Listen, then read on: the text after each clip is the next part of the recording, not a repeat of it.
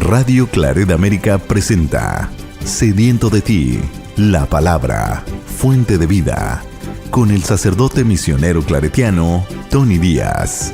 Reflexiones diarias del Evangelio. Aquí iniciamos.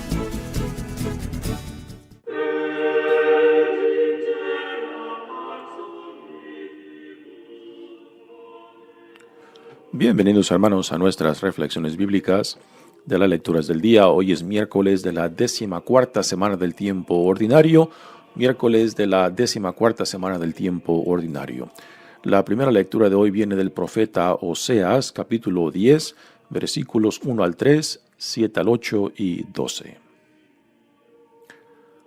Israel era una viña frondosa que daba abundante fruto.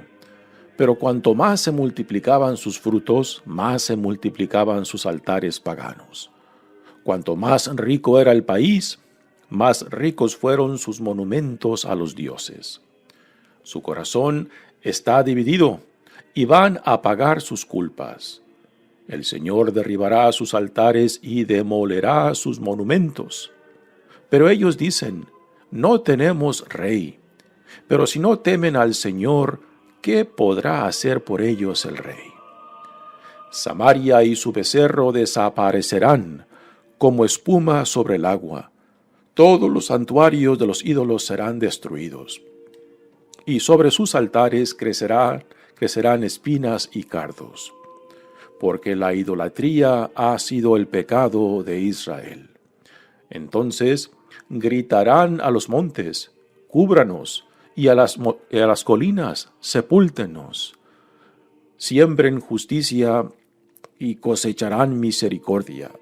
Preparen sus tierras para la siembra, pues ya es tiempo de buscar al Señor, para que venga y llueva la salvación sobre ustedes. Palabra de Dios. El salmo responsorial es el Salmo 104 y el responsorio es: recurramos al Señor y a su poder. Recurramos al Señor y a su poder. Entonen en su honor himnos y cantos. Celebren los portentos del Señor. Del nombre del Señor enorgullézcanse y siéntase feliz el que lo busca. Recurran al Señor y a su poder, y a su presencia acudan. Recuerden los prodigios que Él ha hecho, sus portentos y oráculos. Descendientes de Abraham, su servidor, estirpe de Jacob, su predilecto. Escuchen, el Señor es nuestro Dios, y gobiernan la tierra sus decretos. Recurramos al Señor y a su poder. El Evangelio de hoy viene de Mateos capítulo 10, versículos 1 al 7. En aquel tiempo, llamando Jesús a sus 12 discípulos, les dio poder para expulsar a los espíritus impuros y curar toda clase de enfermedades y dolencias. Estos son los nombres de los 12 apóstoles. El primero de todos, Simón llamado Pedro, y su hermano Andrés, Santiago y su hermano, Juan, hijos de Zebedeo, Felipe y Bartolomé, Tomás y Mateo el publicano, Santiago hijo de Alfeo y Tadeo, Simón el cananeo y Judas Iscariote, que fue el traidor. A estos 12 los envió Jesús con estas instrucciones: no vayan a tierra de paganos, ni entren en ciudades de samaritanos. Vayan más bien en busca de las ovejas perdidas de la casa de Israel. Vayan y proclamen por el camino que ya se acerca el reino de los cielos. Palabra del Señor. Muy bien, demos comienzo a nuestra reflexión de las lecturas de hoy. Continuamos leyendo del profeta Oseas. Recordamos que el profeta Oseas es contemporáneo del profeta Amós, de quien escuchamos la semana pasada, y su profecía se llevó a cabo durante los últimos años del rey Jeroboam, que después de que muere este rey, el reinado del norte decae precipitadamente. En unos 25 a 30 años surgieron 4 dinastías que subieron al poder y 5 reyes en escasos 25 años. Y algunos de ellos tomaron poder por medio del asesinato y otros por usurpación del poder. Así que fue una declinación impresionante después de la muerte de Jeroboam. Y ya para tiempos de Jeroboam ya se había introducido pues la prostitución del culto. Habían adoptado prácticas religiosas de los pueblos vecinos, como los cananitas, que era el pueblo que ya estaba presente en esa región cuando el pueblo de Israel se establece. Así que es la idolatría, es la prostitución del culto religioso que el profeta Oseas les denunciará junto con las injusticias que se llevan a cabo. Recordamos que es tiempo de paz y prosperidad en los cuales el reinado del norte vive, pero se han refugiado bajo el imperio de Asiria al norte, que está creciendo, y también bajo el imperio de Egipto hacia el sur, y en vez de buscar la protección de Dios, mejor el rey Jeroboam va en busca de la protección tanto de Asiria y de Egipto. Esto Dios se lo echará en cara por medio del profeta Amós y Oseas, porque se han deshecho de la protección de Dios, del Dios quien les dio la tierra, del Dios quien les ha dado las victorias, del Dios quien los ha hecho prósperos. Y ahora se han confiado en su propia adquisición de bienes, de poder, pero se han refugiado bajo poderes falsos. A últimas, el imperio de Asiria conquistará el reino del norte y lo desaparecerá en el año 722 a.C. Así que en tiempos de Oseas, hacia los últimos años del rey Jeroboam, el reinado del norte decae precipitadamente. En 25 años prácticamente ya desaparecerá. Y esta es parte de las denuncias y castigos que el profeta Oseas hace en contra del reinado del norte por su idolatría. Hoy, en esta lectura de hoy, saldrá el tema de la prosperidad que los ha llevado a relajar su relación con Dios y también relajar su sentido moral y ético de la vida a la cual Dios los ha llamado, y han llegado al punto de que se han confiado mucho en sí mismos y ya no confían en el Señor, y esto será causa también de su caída.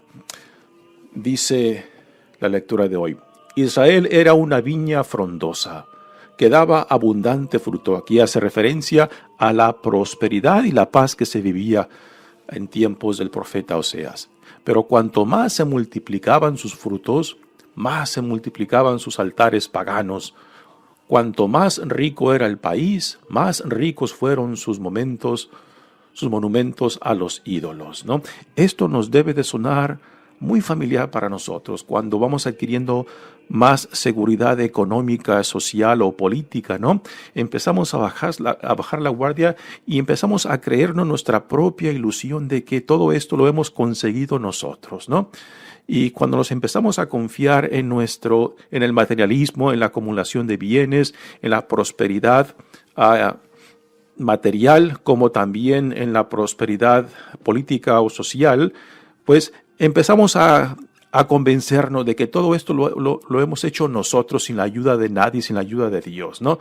Y esta es parte de la denuncia que el profeta Oseas hace en contra de Israel, que esta paz y esta prosperidad que están viviendo es Dios quien la ha prohibido, pero ellos piensan lo contrario. Se multiplican las injusticias, empiezan a adoptar cultos religiosos ajenos a su relación con Dios, empiezan a adoptar los cultos religiosos de los Baales, de los dioses cananitas. Y se introduce la prostitución religiosa. Levantan una cantidad de altares a los Baales de los dioses cananitas. Y esto se refleja en la imagen conyugal que el profeta Oseas utiliza como una parábola para manifestar la relación que Israel vive con su Dios. Se han prostituido. La esposa que Oseas toma la mujer que toma como esposa es una prostituta, entonces refleja la infidelidad, refleja también el hecho de que su esposa va en busca de otros amores, así como Israel va en busca de otros dioses que solamente son de madera, de piedra, hechos por artistas. Dice, esto lo escuchamos en la lectura de ayer. Y hoy en día Oseas denuncia pues la idolatría que les ha venido a causa de la prosperidad económica. Y nuevamente esto nos debe de sonar muy familiar a nosotros también cuando nos empezamos a confiar en nuestra propia ilusión, historia de que todo esto lo hemos logrado nosotros y poco a poco vamos desplazando a Dios de nuestras vidas y ya cuando menos pensamos ya lo hemos perdido de vista, ¿no? Y no es como una crisis para ayudarnos a aclarecer lo ciego que estamos, lo muerto en vida que vivimos. Dice el profeta Oseas: su corazón está dividido y van a pagar sus culpas. Esta experiencia de vivir con un corazón dividido, yo creo que la mayoría de nosotros la conocemos. Si has llegado a la edad de 25 a 30 años y has tenido, una relación cercana a ti, ya sea amorosa, y después te has sentido atraído a otra persona que no es con la que te has comprometido, ¿no? Esa es la experiencia de tener un corazón dividido, ¿no? Que deseas mucho y no te decides ni por uno ni por otra, ¿no? Y vivir con un corazón dividido no solamente es frustrante, es cansado, porque a últimas no complaces a nadie, ¿no? Y lo que Dios quiere del pueblo de Israel es que se comprometa, que se decida o estás conmigo o no estás conmigo, ¿no? Y esa es la experiencia a la cual el profeta Oseas se refiere cuando habla de que Israel vive con un corazón dividido. También se puede utilizar la imagen de estar parado sobre la cerca. Creo que ayer mencioné algo de esto, ¿no? Cuando no hay una decisión concreta, cuando tenemos muchas opciones, pues no nos decidimos pensando de que mientras yo más opciones tenga, mejor es para mí, pero no. Mientras más opciones nos creamos, más difícil se nos hace decidirnos, porque siempre se queda la cosquillita de que ¿qué me estaré perdiendo si me comprometo con esta opción, ¿no? Pero a últimas, la persona de fe, la persona de carácter, la persona de convicción tiene que optar por algo concreto, por alguien concreto. En este caso es Dios. O te las juegas con Él o no te las juegas. El Señor quiere un corazón unido, un corazón decidido, un corazón comprometido. Continúa el profeta diciendo: el Señor derribará sus altares y demolerá sus monumentos, pero ellos dicen: no tenemos rey. Pero si no temen al Señor, ¿qué podrá hacer por ellos el rey? Y esta es una pregunta retórica que asume una respuesta muy obvia, y la respuesta obvia es de que si no están con el Señor, ¿qué podrá hacer el rey por ellos? Lo que Dios quiere es que regresen a Él, que se comprometan a vivir a la vida a la cual Dios los llama por medio de la alianza. Continúa diciendo: Samaria y su becerro desaparecerán como espuma sobre el agua. El becerro era la imagen de los dioses Baales, de los cananitas, y por eso dice que el becerro desaparecerá. Y tras el becerro, pues, el culto a los dioses Baales de los cananitas, que el pueblo de Israel había adoptado y con esto había prostituido. Esta es parte de lo que significa la imagen conyugal de Oseas con su esposa prostituta, que igualmente Israel se ha prostituido yendo detrás de otros dioses. Todos los santuarios de los ídolos serán destruidos, y sobre sus altares crecerán espinas y cardos. Aquí una imagen de esterilidad, de sequedad, de falta de fructificación en las vidas de Israel por su idolatría. Dice, porque la idolatría ha sido el pecado de Israel. Entonces gritarán a los montes, cúbrannos, y a las colinas, sepúltenos.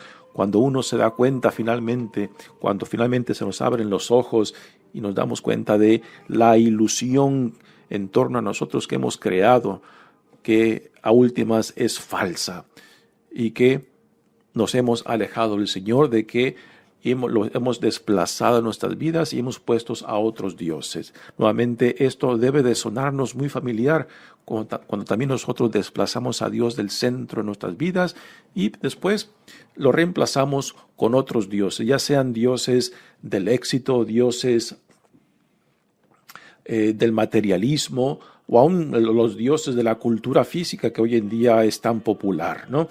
Que cuando le damos más importancia, energía y recursos a otro que no sea Dios, que en torno a quien debe de girar nuestras vidas, pues entonces hemos ya tomado a otros dioses.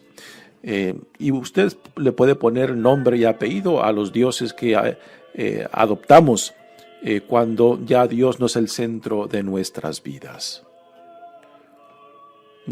Termina la lectura diciendo: siembren justicia y cosecharán misericordia.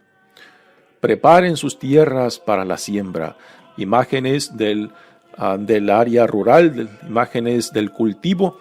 Y el profeta Oseas a últimas siempre termina con un mensaje de esperanza. Aunque su idolatría es pésima, aunque se han alejado de Dios, aunque se han prostituido con otros dioses, el mensaje del profeta siempre es de esperanza, de que regresen a su Dios, de que retomen la alianza, de que se decidan seguir al Dios quien los libró de la esclavitud de Egipto y los introdujo a la tierra prometida, pero que si insisten en seguir en esa idolatría, en esa infidelidad, pues entonces regresarán a la esclavitud, que es lo que ocurrirá hacia el año 722 antes de Cristo, cuando el imperio de Asiria conquistará el reinado del norte y lo desaparecerá y se llevará al exilio al pueblo de Israel. Dice, pues ya es tiempo de buscar al Señor. Ya es tiempo de buscar al Señor. Si no es hoy, ¿cuándo? Aquí el sentido del tiempo, podemos pensar en el tiempo Kairos, que es el tiempo de la eternidad, el tiempo de Dios. El tiempo cuando Dios dice, ahora vengo a tocar a tu puerta, ahora vengo a llamarte por tu nombre para que te detengas, para que te des cuenta de la vida que has escogido, las opciones que has tomado que van hacia tu destrucción. Detente, reconsidera y vuelve a tu Dios, ¿no? Nuevamente, estas palabras del profeta Oseas debe de levantar en nosotros esta pregunta, ¿no? Si no es hoy, ¿cuándo regresemos a Dios? ¿Cuándo será ese tiempo? ¿Qué es lo que estamos esperando? A veces nos creamos una idea de que Dios nos tiene que dar un mensaje, una señal, y así nos gastamos la vida, nos pasamos años esperando esa señal, pero es algo que nos hemos creado, ¿no? El tiempo propicio, el tiempo que el cual Dios nos llama es hoy, cuando yo me doy cuenta de ese vacío que llevo dentro, que solamente el Dios que me ha creado, el Dios que me sostiene, el Dios que me llama puede llenar. Dice, pues ya es tiempo de buscar al Señor para que venga y llueva la salvación sobre ustedes. Un mensaje de esperanza a un pueblo en medio de la idolatría. El Señor, como la imagen conyugal de Oseas con su esposa Gomer, la prostituta, de que aunque su esposa se ha prostituido, el esposo aún viene tras de ella para enamorarla de nuevo, para que regrese, para que vuelva a su relación de fidelidad con el Dios, con su esposo que es Dios. Muy bien, pasemos ahora al Evangelio de hoy. Dice el Evangelio: en aquel tiempo, llamando Jesús a sus 12 discípulos, les dio poder para expulsar a los espíritus impuros y curar toda clase de enfermedades y dolencias. Recordamos que el Evangelio de ayer terminó con las palabras de Jesús diciendo pidiendo a los discípulos que le pidieran al Señor de la mies que mandara trabajadores para la cosecha, puesto que el trabajo es mucho y son pocos los trabajadores, los llamados por Dios. Y aquí entramos todos los que estamos bautizados. El bautismo nos compromete no simplemente a vivir la vida la que Dios nos da en Jesucristo, sino también a compartirla con otros.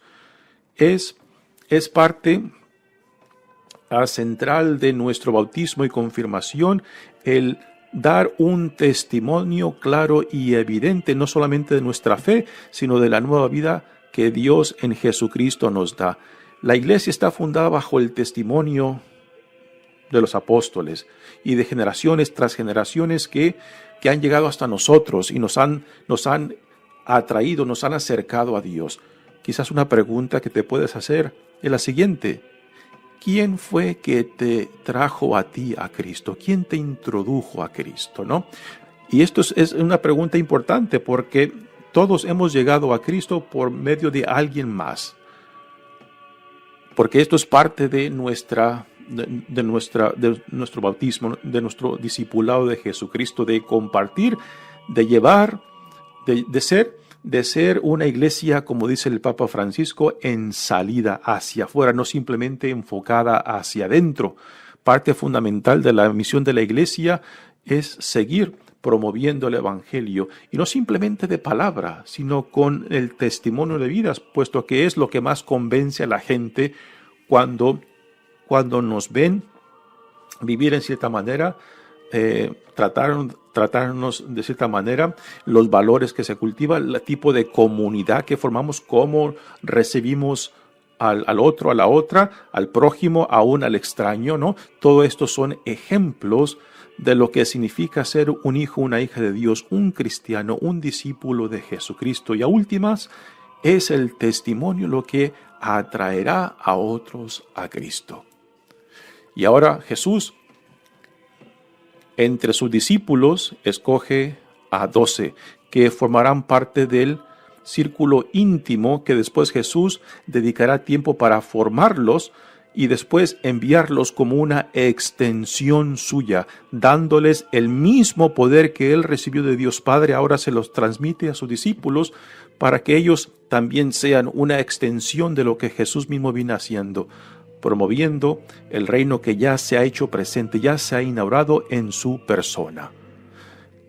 El evangelista Mateo no tiene ese llamado explícito donde del grupo de sus discípulos escoge a los 12. Parece que Mateo asume que nosotros, los que estamos leyendo su evangelio, ya estamos al tanto de lo que Marcos y Lucas y Juan nos describen, de cómo Jesús entre sus muchos discípulos escoge a los 12, que después los llama apóstoles. Y aquí vale la pena hacer una pequeña desviación para explicar la diferencia entre un discípulo y un apóstol. Un discípulo prácticamente viene siendo un estudiante, alguien que se sienta a los pies del maestro para ser formado. Un apóstol es un discípulo que después de ser formado es enviado por aquel que lo ha formado para que sea una extensión, un tipo de embajador de aquel quien lo envía. La palabra apóstol literalmente significa ser enviado.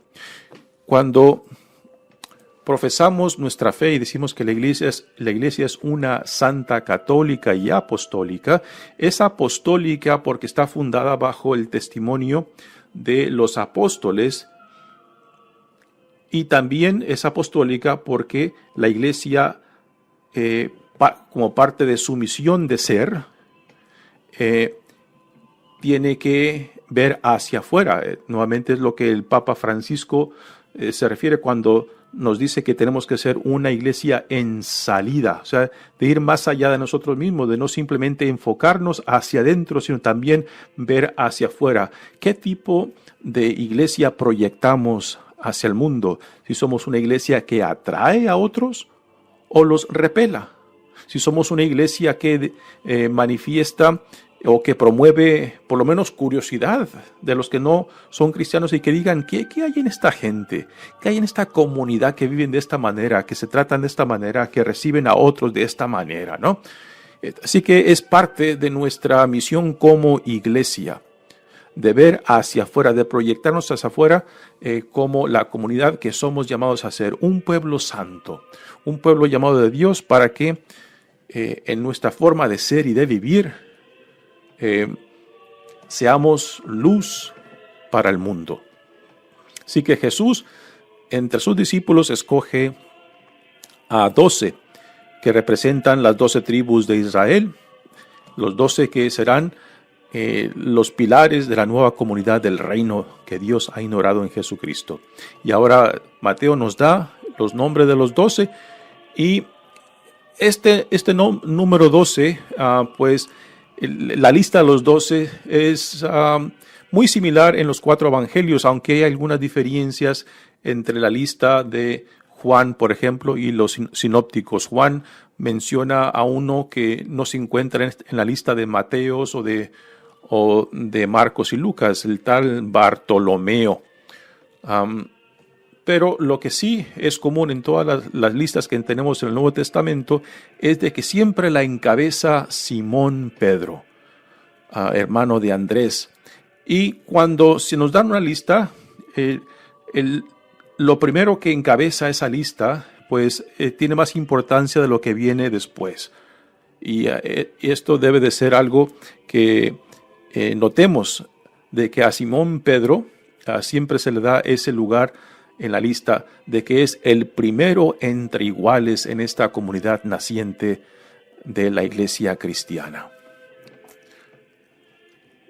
Y ahora la lista dice Simón, el primero de todos, Simón, llamado Pedro, y su hermano Andrés. Aquí hay 2 grupos de hermanos, Pedro y Andrés, y después Santiago y su hermano Juan, hijos de Zebedeo, Felipe y Bartolomé, Tomás y Mateo, el publicano. Este Mateo se cree que es el autor de este evangelio de San Mateo.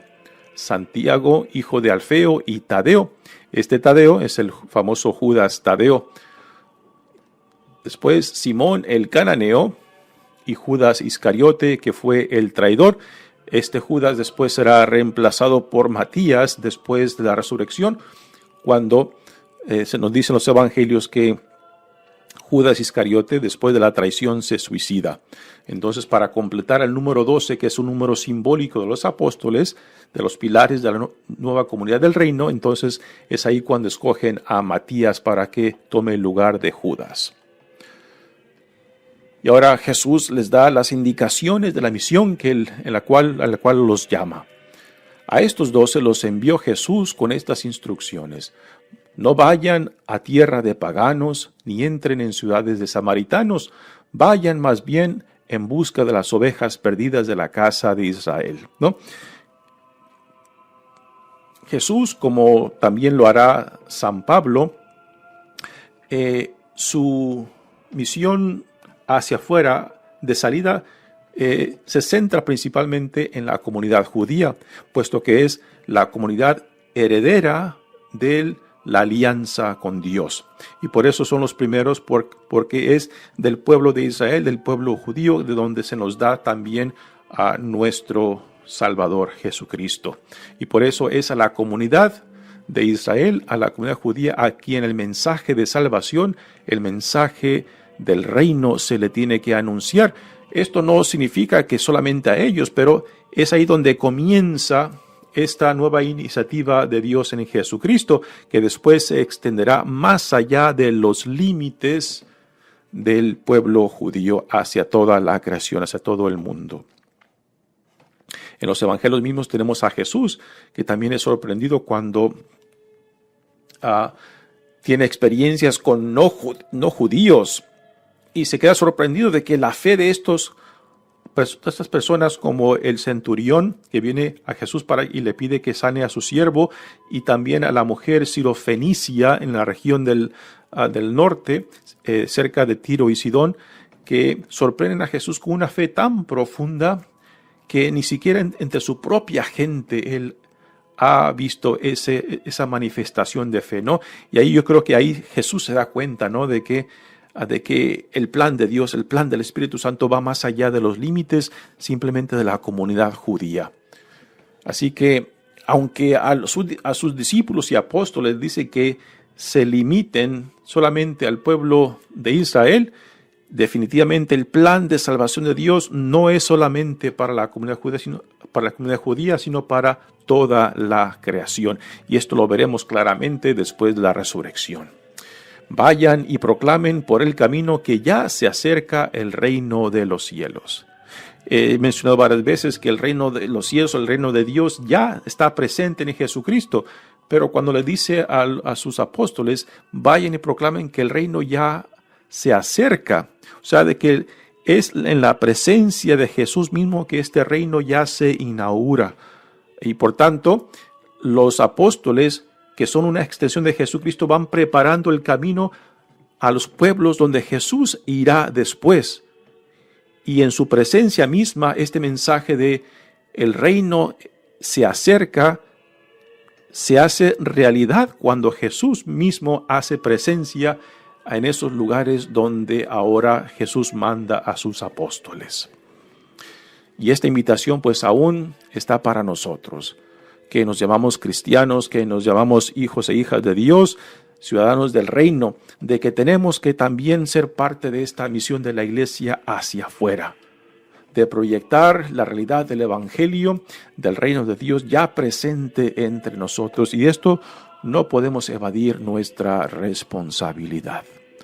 Mi nombre es Padre Tony Díaz, misionero claretiano. Que Dios los bendiga. Radio Claret América presentó Sediento de ti, la palabra. Fuente de vida. Sus comentarios son importantes. Contáctenos en radioclaretamerica@gmail.com.